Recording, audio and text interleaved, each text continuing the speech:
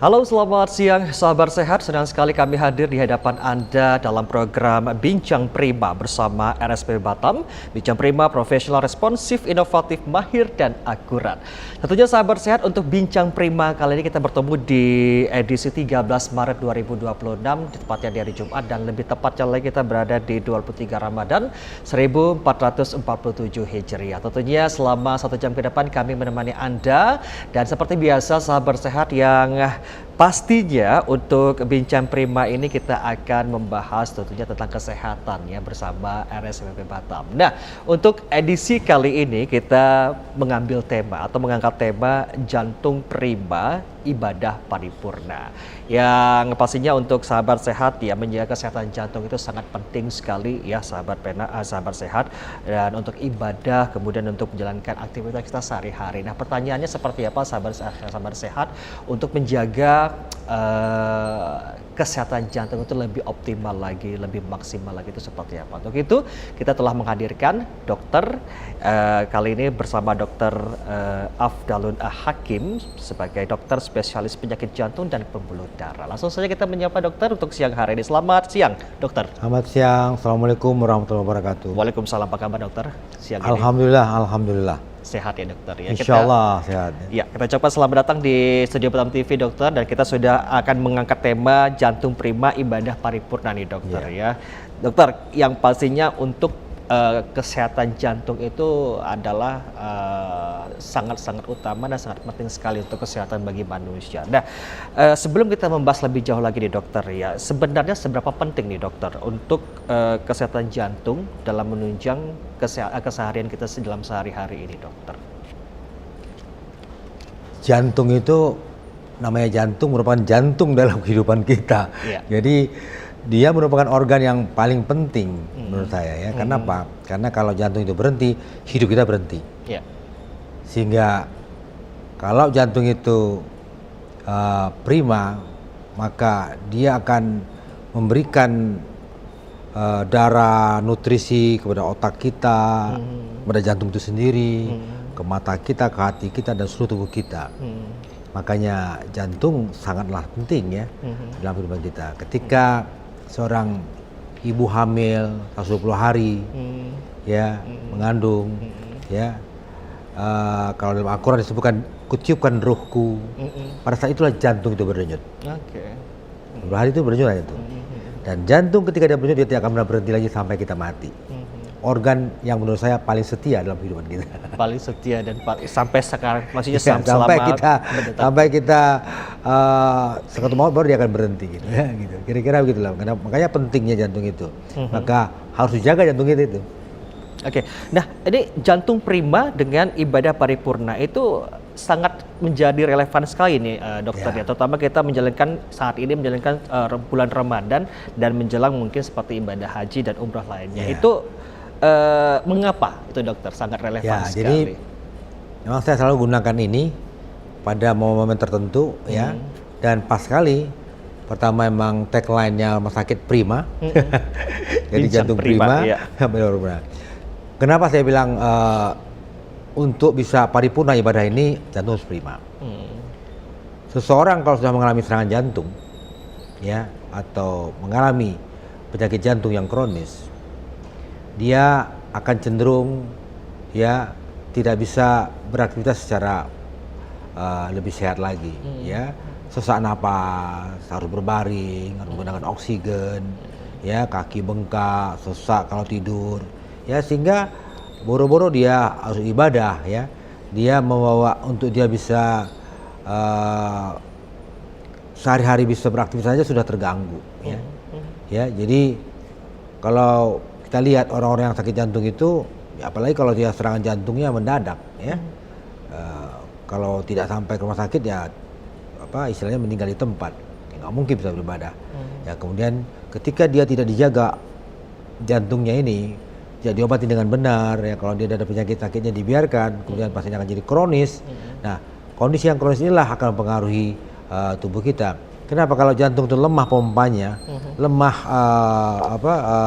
fungsi jantungnya, maka dia akan mengganggu aliran darah ke otak, akan mengganggu aliran darah ke organ paru, ke organ ginjal, organ kita tungkai kaki kita dan semuanya. Pasti akan mempengaruhi aktivitas sehari-hari kita, mempengaruhi yang ujungnya akan mempengaruhi ibadah kita. Ya, kita lihat sekarang banyak orang yang saat ini sedang dirawat di rumah sakit di ICU gitu. Ya, pasti tidak bisa beribadah. Apalagi kasihan ya, orang sedang menunggu-nunggu 3 bulan datangnya Ramadan. Tapi yang bersangkutan harus dirawat di rumah sakit, harus menggunakan oksigen, harus pakai ventilator, maka tidak mungkin dia bisa beribadah prima lagi, beribadah paripurna lagi. Mengapa jantung harus jaga menjadi prima supaya ibadah paripurna? Karena untuk ibadah paripurna itu berat. Contohnya sekarang kita di 10 terakhir nih, kebut nih, mulai taraweh, mulai malam tahajud lagi, baca Quran, itu kan memerlukan prima. Betul. Kemudian kita umroh, nggak bisa umroh kalau tanpa prima. Sawab sekali aja sudah ngap-ngapan, tambah sa'i lagi. Saya baru pulang kemarin, saya lihat apalagi di Ramadan itu, orang yang luar biasa jubel-jubelnya, jalan aja susah. Jadi kalau orang yang sesak napas, sakit jantungnya nggak kuat, nggak mungkin dia bisa kuat, nggak mungkin dia bisa beribadah umroh yang paripurna gitu.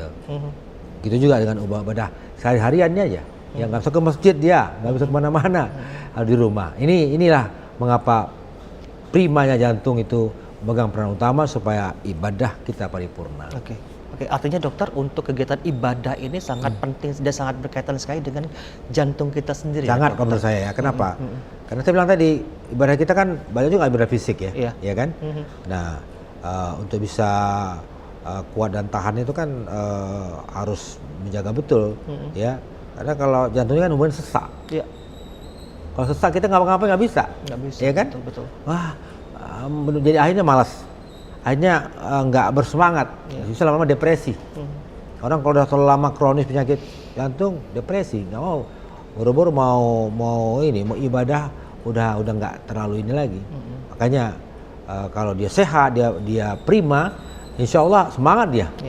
Ya, sholat tahajud 8 rakaat, 4 rakaat, 8 rakaat, 3 witir, wah selesai sama dia. Tambah lagi tarawih. Nah, ini semua memerlukan suatu kondisi yang prima. Ya, tentu saja kalau jantung prima, insya Allah yang lain-lain juga bisa ikut. Betul. Baik. Nah dokter, boleh dijelaskan lagi ya dokter pada sahabat sehat kita pada siang hari ini menyimak kita untuk bincang prima ini secara umum nih dokter. Sebenarnya apa saja sih fungsi utama jantung dalam tubuh manusia yang harus kita jaga ini, dokter? Jadi karena di Ramadan saya sedikit mengambil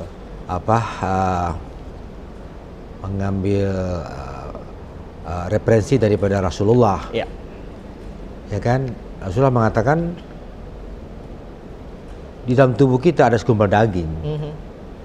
Bila dia baik maka baiklah seluruhnya, bila dia buruk maka buruklah. Waktu itu Rasulullah menyebutkan itu, menurut sirahnya itu dia mengepakkan tangan. Di dalam tubuh kita ada segumpal daging, dia mengepakkan tangan. Menurut para ahli medis yang juga memahami tentang agama, Rasulullah nggak tahu jantung itu sebesar kepalan tangan, ya kan? Sekarang orang baru tahu anatomi, orang belajar anatomi, kedokteran. Oh, jantung kita itu kalau berapa sih besaran jantung Anda? Ukuran kepalan. Nah, itulah besar jantung Anda kira-kira, kurang lebih begitu.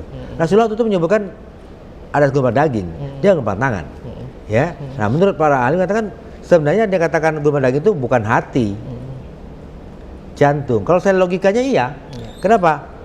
Karena jantung ini ialah organ yang memberikan nutrisi dan oksigen kepada organ-organ vital kita, otak kita. Tanpa ada nutrisi dari jantung, oksigen dan dan nutrisi gula, glukosa, itu otak kita nggak akan bisa bekerja dengan baik. Kemudian ke ginjal, organ vital lagi. Kalau tidak dialiri dengan baik oleh jantung lewat tekanan darahnya, maka fungsi ginjal terganggu. Maka orang akan mengalami gangguan ginjal. Itu juga dengan tubuh kita yang lain. Itu sangat-sangat tergantung kepada nutrisi dan oksigen yang dialiri dari jantung. Jantung ini kan sentral. Ketika dia memompa, dia akan menggunakan seluruh tubuh kita, mulai dari ujung kepala, ujung kaki. Nah, mengapa begitu pentingnya? Jadi dia tadi kembali lagi tadi bahwa konsepnya, makanya kalau dia baik akan baik. Karena apa? Kalau kita kembali pada agama, seseorang yang makan dengan makanan yang tidak halal dan thayyib, ya kan, itu akan membawa dampak kepada tubuhnya, anak-anaknya, keluarganya. Setelah dia makan mendapat uang dari korupsi, dia beli makan untuk keluarganya, itu akan berdampak kepada ini kalau kita dari segi agama ya.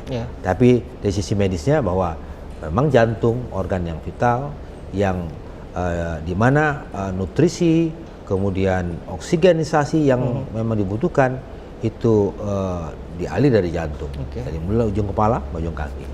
Nah dokter, apakah penyakit jantung ini masih menjadi penyebab kematian tertinggi di Indonesia atau bahkan di dunia, dokter? Ya betul. Ya, data terakhir dari WHO, dari World Health Federation itu memang mengatakan bahwa penyakit jantung atau dibilang dengan penyakit tidak menular ya, sekarang udah lama ya kita itu sebenarnya. Indonesia itu udah declare 1992 itu jantung yang utama kematian di Indonesia. Di dunia begitu ya, negara-negara maju, negara Eropa itu mereka takut sekali mencegah jantung karena ini penyebab utama kematian. Jadi mengapa sekarang pemerintah Indonesia punya satu direktorat khusus itu penyakit tidak menular? Karena memang sekarang beralih dari penyakit menular menjadi penyakit menular penyebab kematian. Dulu kan penyakit infeksi, diare gitu ya, kolera gitu ya zaman dulu, infeksi itu banyak penyebab kematian. Sekarang enggak lagi. Mungkin kita lebih baik, kesehatannya lebih makmur ya. Jadi berubah ke pola hidup, gaya hidup. Ini kan penyakit degeneratif ya, penyakit yang terkait dengan masalah lifestyle. Ini. Jadi penyakit jantung merupakan kematian utama di negara Indonesia, sama dengan negara maju seperti negara Afrika, negara Amerika maupun negara Eropa. Oke, baik, sahabat sehat ya. Jadi sudah dijelaskan oleh dokter, tentunya untuk penyakit jantung ini masih menjadi penyebab kematian tertinggi di Indonesia tentunya. Ya, baik, dokter, kita ke pariwara dulu, dokter. Jangan kemana-mana, sahabat sehat. Kita baik lagi tentunya masih bersama kami di Bincang Prima bersama RSPB Batam.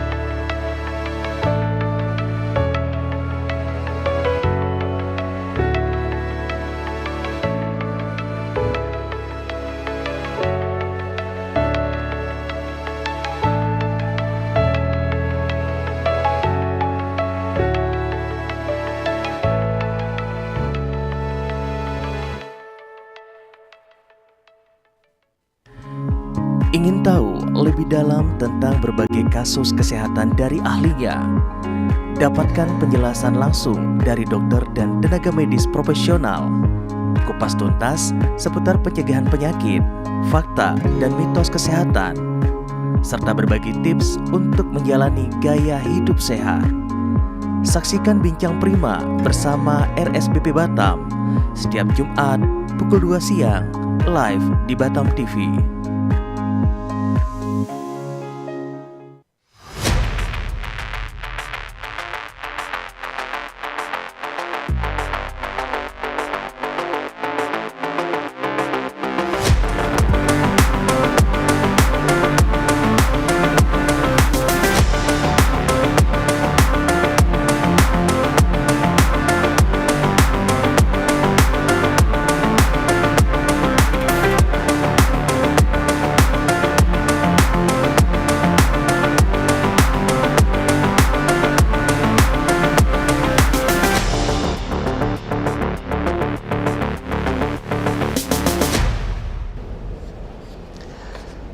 Ya, Anda kembali lagi bersama kami di Bincang Prima bersama RSBP Batam dan kita masih bersama Dr.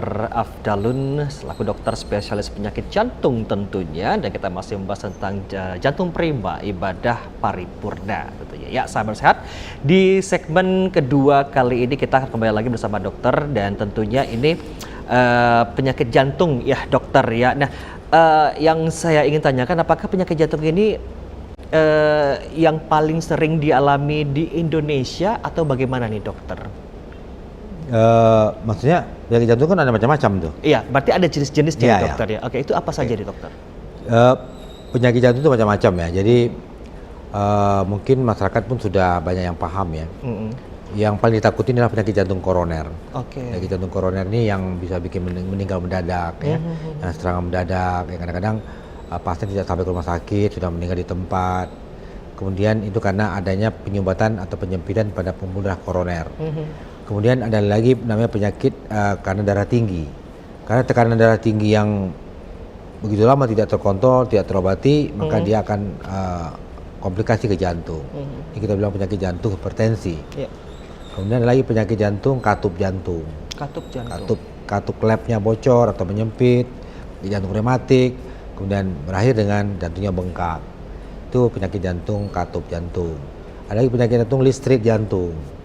Jadi gangguan listrik jantung ini ya ini juga termasuk yang berbahaya.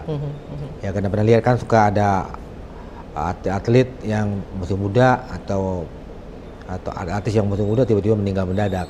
Ya, kemungkinan itu faktornya adalah karena kelainan listrik jantung. Seperti ada pemain bola. Ada pemain bola itu kan sudah terscreening ya kesehatannya, tapi tiba-tiba serangan dia.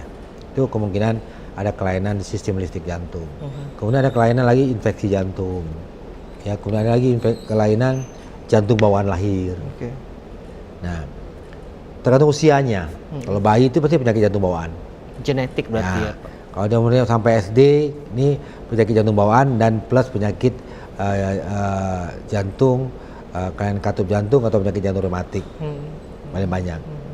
Mulai dewasa, tua, mulai muncul penyakit umur 40-an tahun, mulai penyakit jantung koroner, mulai katup jantung, listrik jantung, ya darah tinggi.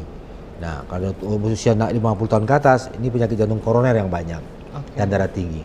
Dua ini yang paling mendominasi. Tapi yang bikin meninggal mendadak, yang bikin kematian tinggi itulah penyakit jantung koroner. Kalau untuk gagal jantung itu termasuk yang mana nih yang dokter jelaskan? Gagal jantung ini akibat akhir nih. Penyakit darah tinggi, jantung darah tinggi akibatnya gagal jantung. Penyakit koroner kalau nggak dapat koroner akhirnya gagal jantung. Penyakit kelainan katup jantung gagal jantung, listrik jantung. Semua ini berakhirnya kepada endingnya itu gagal jantung. Kalau jantung udah gagal, pompanya nggak kuat lagi, maka dia akan mempengaruhi semua organ tubuh. Untuk resiko yang paling utama penyebab seseorang terkena penyakit jantung ini apa sebenarnya, dok? Mungkin maksudnya faktor risiko ya. Iya, faktor risiko. Jadi faktor risiko artinya kalau orang ini mempunyai hal ini, risiko ini, faktor risiko ini, maka dia akan lebih mudah untuk mengalami serangan jantung. Nah, contohnya orang yang menderita hipertensi, termasuk main risk factor kita bilang. Main risk factor itu risiko utama. Kemudian orang yang merokok, rokok. Kemudian orang yang mempunyai dyslipidemia, kolesterol. Hiperkolesterol ini atau kolesterol ini memang termasuk yang penyebab utama ya, penyakit jantung koroner. Kemudian family history, diabetes, orang yang jarang bergerak, sedentary life atau obesitas. Nah, ini faktor-faktor yang kalau ada mempunyai risiko untuk terjadinya serangan jantung. Baik ya dokter. Jadi juga di sebelumnya dokter sudah menjelaskan juga bahwasanya untuk penyakit jantung itu bisa terkena sama siapa saja dokter ya. Anak bayi mulai bisa, dari bayi sampai orang tua. Tergantung jenis penyakitnya. Nah, selama dokter menangani di RSBP Batam ini, paling banyak ini terdapat di usia berapa saja di dokter? Ya, kalau dulu saya menangani dari mulai bayi sampai dewasa. Sekarang sudah ada teman saya, junior saya yang menangani penyakit jantung anak sekarang ya. Nah, saya lebih banyak menangani masalah-masalah penyakit yang berhubungan dengan koroner, ya penyakit yang darah tinggi, katup, listrik jantung. Memang subspesialis saya di bidang intervensi jantung. Oke. Jadi pasang ring, pasang cincin tuh, nah itu memang saya subspesialisnya di situ. Oke, baik. Nah, dokter, banyak juga kasus-kasus atau case yang kita temukan atau berita-berita yang masih bermunculan gitu ya. Kita awalnya tuh masih merasa sehat gitu dokter, dan tiba-tiba ini terkena serangan jantung gitu. Betul katanya tuh itu kenapa bisa terjadi seperti itu dokter? Boleh dijelaskan nggak Ya. dokter? Sebenarnya tidak semua tiba-tiba. Oke. Berarti ada Sebenarnya sudah ada keluhan, sudah ada oke. tanda-tanda. Cuman kita nggak ngeh aja. tidak tahu ya dokter ya. Nggak Oke, ngeh atau oke. denial ya. Oke, oke. Ya, tanya enggak, saya nggak pernah. Oke. Ya, dok, suami saya kemarin masih main tenis, sehat terus aja saya gitu. tiba-tiba pagi-pagi ini udah nggak sadar. Kemarin dia masih rapat, kemarin dia habis kemarin. Ya, memang ya saya bilang memang itu bang, jantung koroner begitu. Oke. Atau jantung seringkali gitu tiba-tiba. Sebenarnya menurut saya sudah ada gejala, kemungkinan sudah ada keluhan, barangkali tidak terlalu diperhatikan. Contohnya penyakit jantung koroner itu ada beberapa keluhan dia yang sudah ada sebelumnya. Contohnya jantung koroner ya, biasanya dia mengeluh nyeri dada berat, jalan sedikit agak nggak enak, berat, capek gitu ya. Iya. Dia istirahat hilang gitu.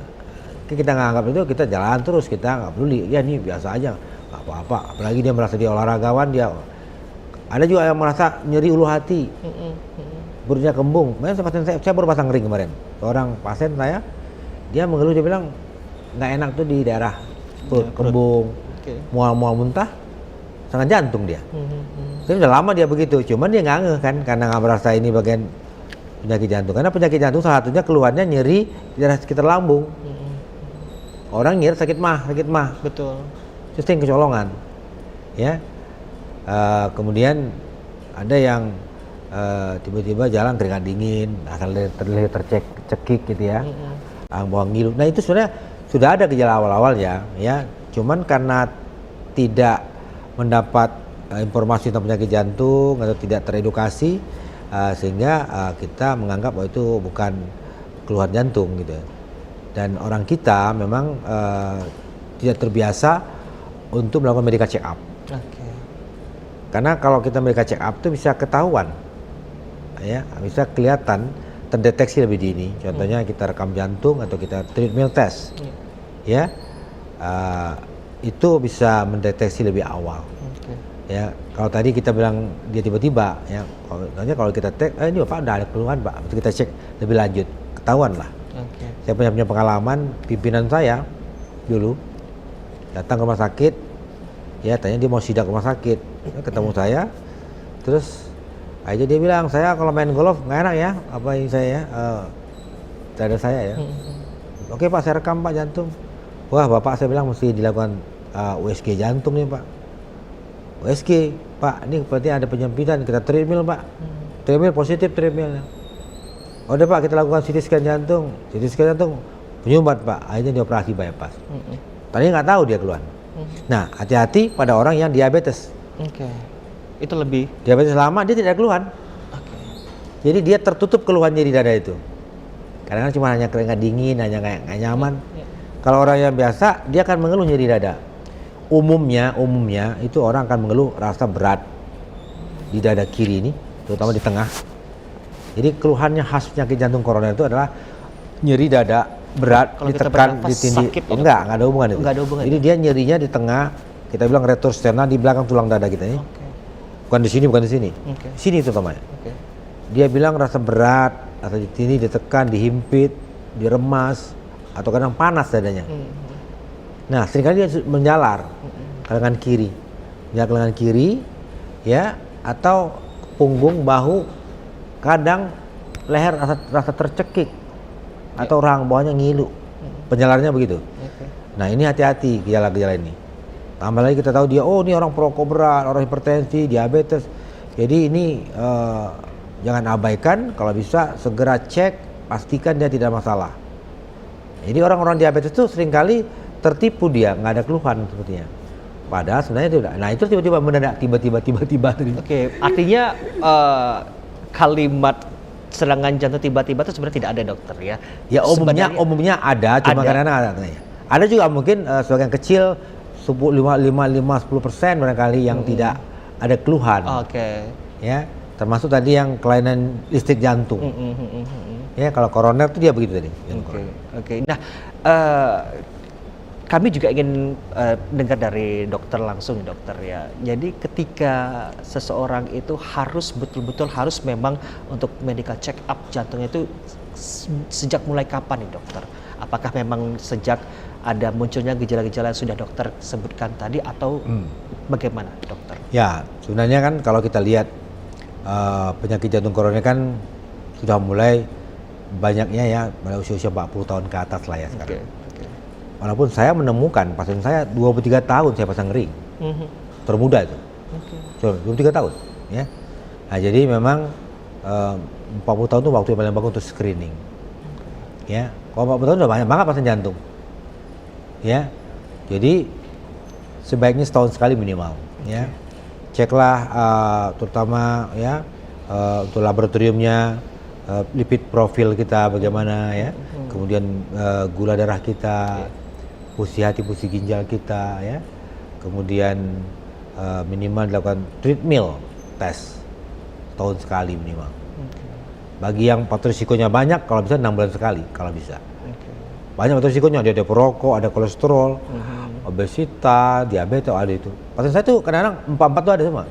Dia diabetes, dia perokok, dia kecil manis, dia kolesterol tinggi. Itu tunggu waktu tuh orang udah begitu. Kalau dia hipertensi ada, diabetes ada, kolesterol ada, perokok lagi dia. Banyak tuh di Batam. Artinya itu dari kesadaran kita sendiri berarti lagi ya dokter? Iya Bang ya. Apalagi kita mungkin genetik atau keturunan kita tuh harus sudah bisa ngecek langsung. Ya, memang salah satu faktor risiko itu family story.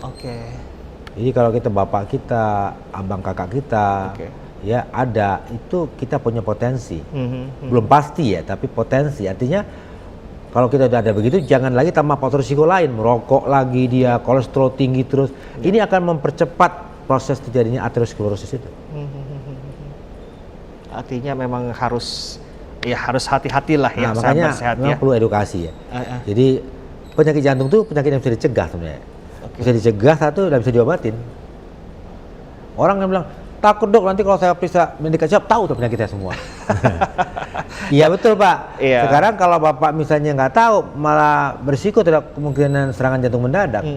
Ya kan ketika tadi kan pimpinan saya itu mungkin dia mau masuk jurang nih.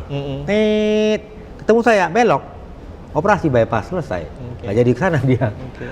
Ya kan serangan jantung koroner yang takutin yang ini penyakit ini.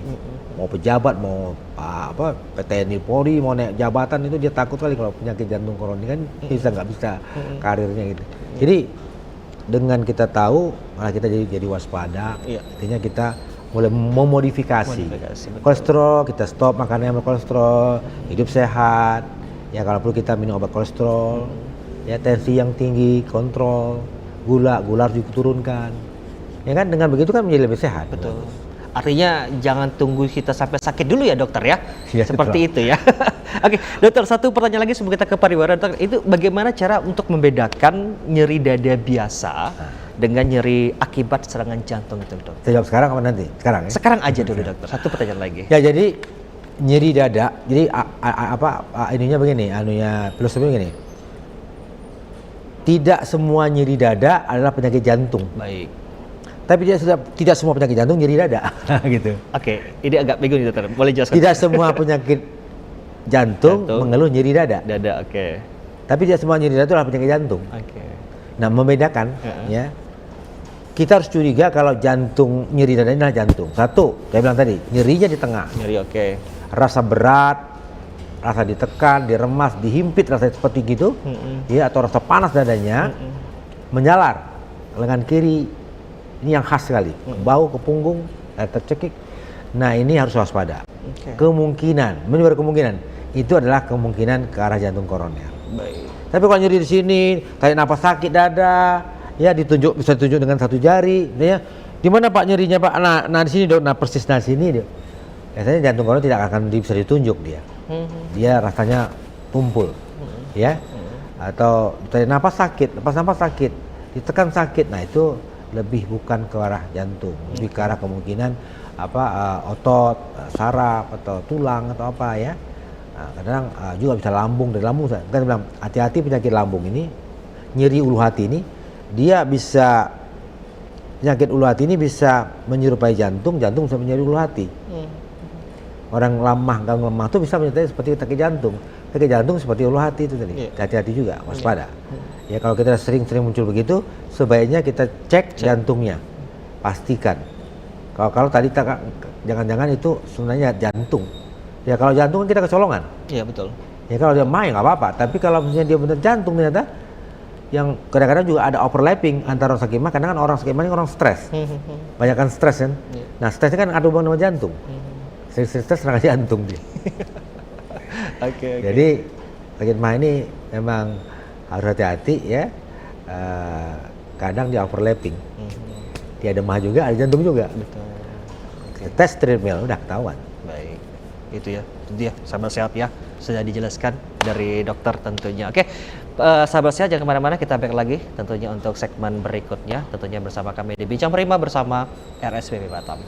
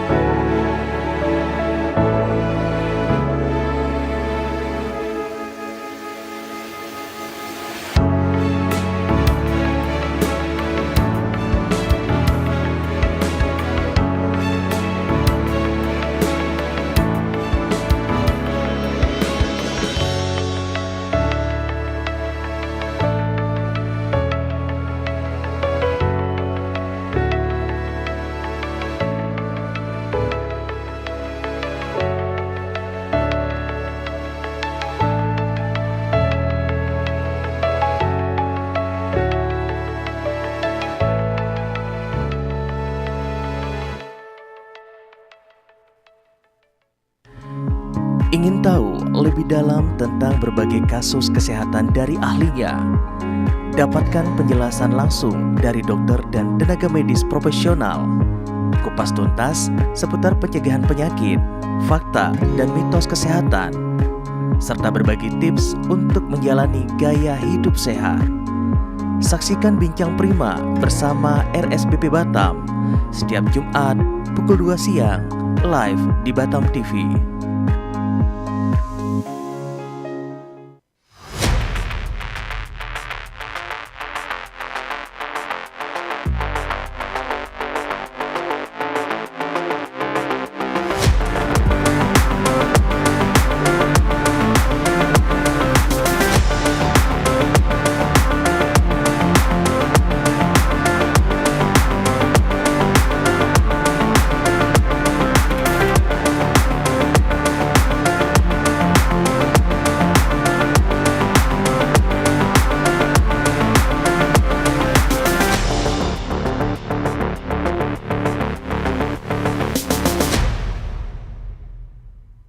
Terima kasih Anda masih bersama kami sahabat sehat tentunya di Bincang Prima bersama RSPB Batam, dan kita masih bersama Dr. Afdalun, dokter spesialis penyakit jantung dan pembuluh darah. Kita sudah masuk di segmen terakhir atau segmen ketiga sahabat sehat, dan kita masih ada beberapa pertanyaan lagi kita lontarkan kepada dokter. Tentunya mungkin nanti salah satunya adalah cara pencegahannya seperti apa. Nah, kita akan kembali melanjutkan bersama dokter. Dokter, sebelum kita dokter menjelaskan bagaimana cara pencegahannya dan closing statement dari dokter sendiri, saya masih ada pertanyaan lagi dokter ya.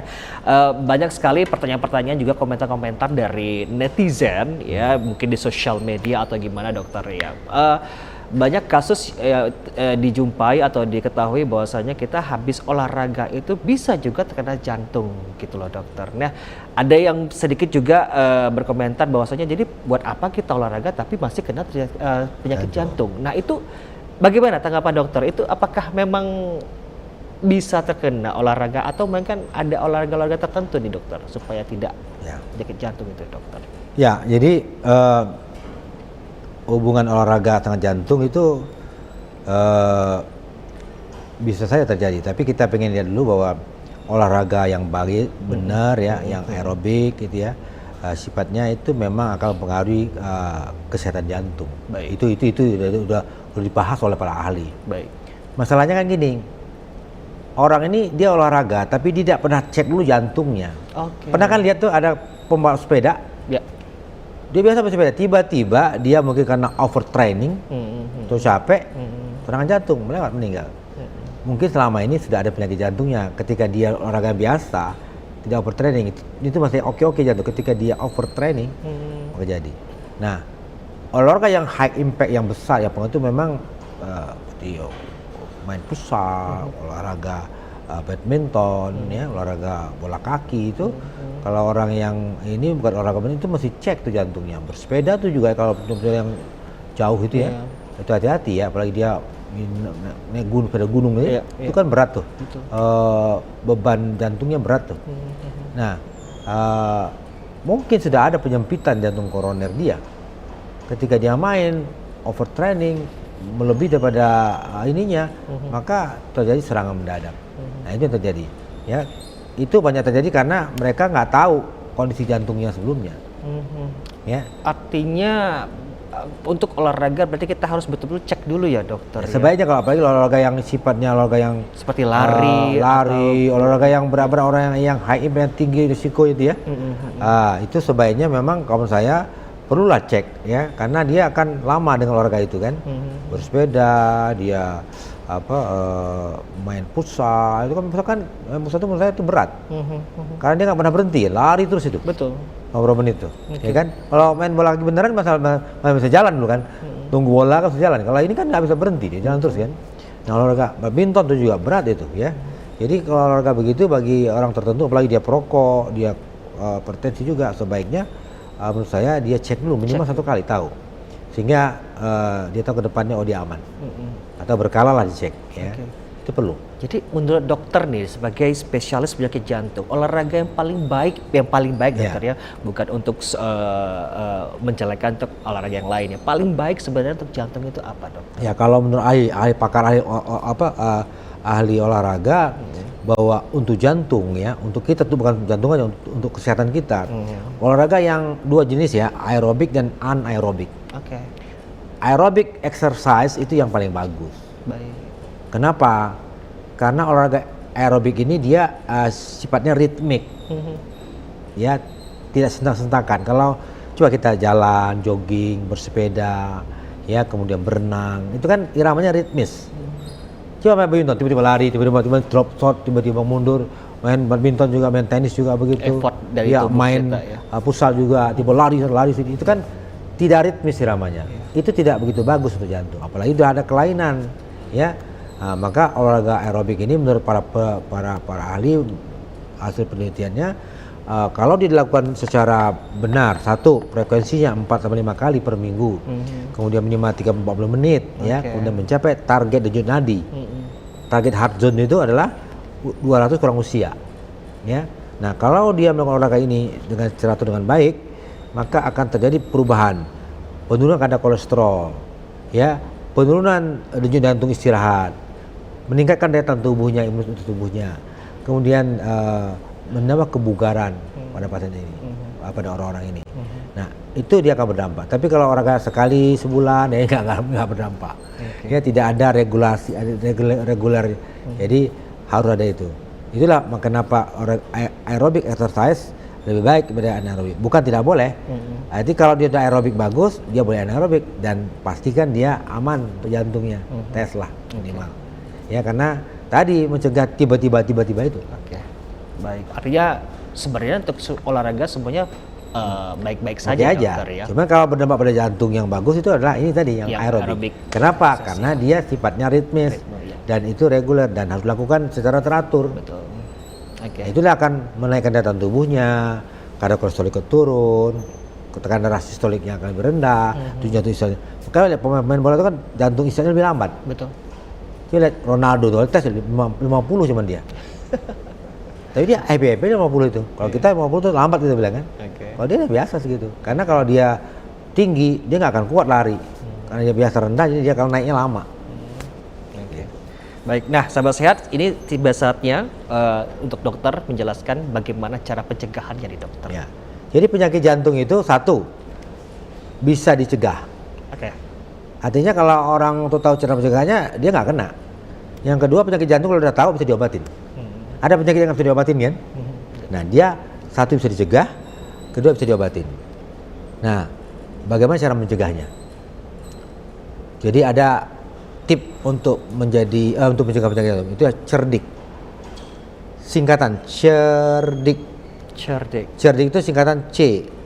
Cek kesehatan secara teratur. Oke. Karena dengan kita mengetahui adanya kelainan tubuh kita lebih awal, maka kita bisa lebih awal mengintervensi. Contohnya kolesterol kita udah tinggi, kok kita biarin bertahun-tahun. Akibatnya mudah terjadi aterosklerosis, penyumbatan koroner.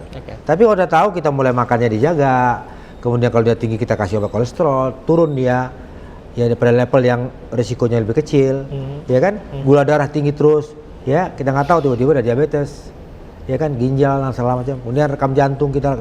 Nah inilah mengapa kita butuh medical check up secara teratur. Memang kata saya bilang takut ketahuan dok nanti kalau penyakit, enggak juga ya. Justru kita tahu kita langsung modifikasi, ya. Kemudian cerdik, enyahkan rokok, stop merokok. Ini udah pasti rumusnya. Nggak usah dibahas-bahas lagi, udah para ahli udah panjang lebar lah cerita ini. Ya, karena apa? Rokok ini akan merusak namanya sel endotel. Jadi penggunaan koroner kita itu ada endotel dalam itu. Nah kalau dia rusak, dia akan memudahkan terjadinya penyempitan koroner. Kalau di jantung koroner, kalau di otak stroke. Ya. Kemudian rajin beraktivitas berolahraga. Tadi ya aerobik kalau bisa, kemudian frekuensinya 4-5 kali per minggu, lamanya 30-45 menit per kali, mencapai target denyut jantung yang diharapkan. Kemudian D, diet yang seimbang, rendah lemak, rendah kolesterol, tinggi serat, ya, banyak makan sayur, buah-buahan, itu akan bagus buat tubuh kita. Ya, kolesterol turun dengan menghindari makan yang rendah lemak dan kolesterol. Ya, kemudian I, istirahat yang cukup. Orang terlalu over workaholic, kurang tidur juga bisa merangsang hormon adrenalin dan kortisol yang memicu stres yang bisa menyebabkan serangan jantung. Baik. Istirahat cukup. Jadi ya 5-6 jam, kalau idealnya 8 jam. 8 ya. Tapi jam. ya kalau kita istirahat betul 6 jam itu cukup ya. Karena orang 8 jam nggak tidur juga stres juga. Ya kan? Ya. Insomnia dia. Ya, yang terakhir K, kelola stres. Bukan menghindari stres. Hidup ini butuh stres, namanya eustress. Kalau lama-lama stres nggak terkendali namanya distress. Ini yang berbahaya. Jadi manage your stress. Ya katanya kalau kita stres, apa masalahnya? Kenapa bisa kita cari akar masalahnya, kemudian kita selesaikan, kita ketemu stres lagi. Tapi kalau kita hindari stres, dia ketemu stres lagi. Ya, hidup ini butuh stres. Kalau kita nggak akan ngapa-ngapain, kita diem aja. Stres itu memicu kita untuk ngapa-ngapain, bergerak, pengen berkarya, pengen mencapai sesuatu. Stres dalam arti positif ya. Positif, dokter, namanya eustress. Tapi kalau yang sebaliknya distress, ini yang terjadi. Yang bahaya ya. Makanya kelola stres. Ya, itu menurut saya. Baik, itu dia. Sudah dijelaskan oleh dokter tentunya untuk mencegah cara terbaik tentu ya, cerdik tadi ya. Tadi ada cek kesehatan secara teratur untuk C-nya, kemudian E-nya enyahkan rokok, kemudian R-nya itu rajin beraktivitas olahraga, kemudian D-nya diet yang seimbang, I-nya istirahat yang cukup, dan tadi terakhir adalah K, kelola stres tentunya ya, cerdik itu dia. tips dari dokter. Baik, dokter, kita sudah hampir di penghujung acara kita pada siang hari ini. Mungkin closing statement dari dokter sendiri dan juga mungkin bisa informasikan kepada sahabat sehat yang sedang menyimak kita pada siang hari ini. Dokter praktek hari apa saja di RSPB Batam dan bagaimana cara untuk bertemu Ya, dengan kalau dokter? saya di RSPB itu saya di polikliniknya dan Selasa, Kamis, Sabtu ya. Oke. Nah, ya. Kalau di hari lain saya biasanya operasi ya. Itu. Mungkin saya ingin akhiri sebuah tagline saya Oke. ya. Untuk semua pemirsa masyarakat Batam, Kepulauan Riau, Ya. sayangilah jantung Anda demi jantung hati Anda. Siap. Sayangi jantung Anda Demi demi jantung hati Anda. Baik, itu dia ya tagline dari dokter. Harus diingat sahabat sehat. Dokter, itu saja.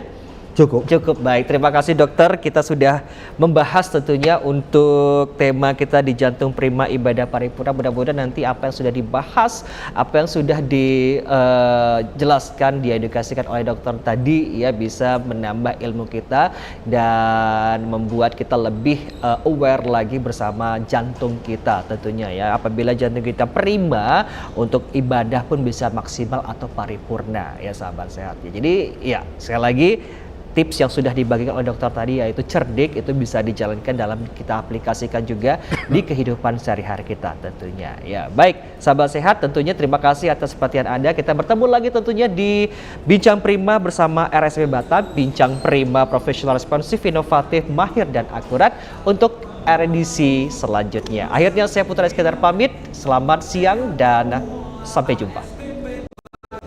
Melayani sepenuh jiwa, dari pagi hingga malam, siap sedia tanpa lelah, melayani dengan tulus demi senyum bahagia. RSPB Batam, prima di setiap langkah, profesional dan responsif, inovasi nyata, mahir dan akurat, solusi untuk semua bersama RSPB Batam.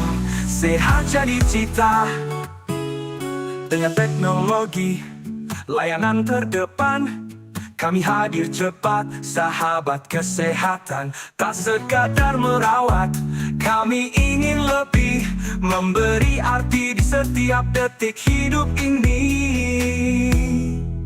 Dari hati kami melayani, semangat takkan pernah mati. Bersama kita melangkah pasti menuju Batam yang sehat dan mandiri. Batam TV, inspirasi Kepri.